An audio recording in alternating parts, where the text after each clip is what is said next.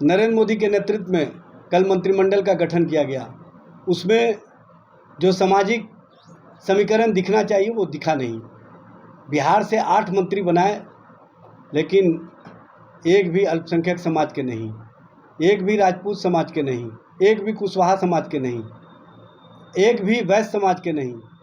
जिस तरह की राजनीति एनडीए के नाम पर की जा रही है, ये सिर्फ और सिर्फ अपने वजूद को बचाने के लिए एनडीए के सारे नेता इकट्ठे हुए हैं।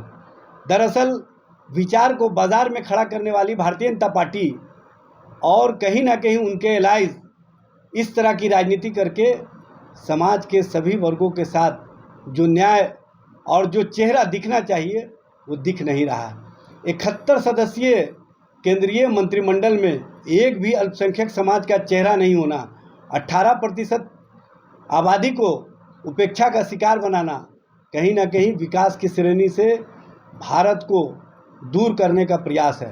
और आप 18% आबादी को देश के विकास की किरणों से दूर रखेंगे, देश के नियम और नियमावली से दूर रखेंगे, और जो नीति निर्धारण सदस्य केंद्रीय मंत्रिमंडल में दिखना चाहिए वो नहीं दिखेंगे, तो आप कैसे देश में विकास करेंगे?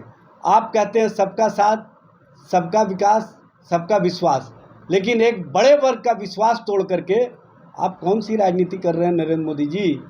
नीतीश कुमार जी, आप चुनाव के पहले बिहार के हर जगह घूम करके कहते थे कि हमने मुसलमानों के लिए क्या क्या नहीं किया है।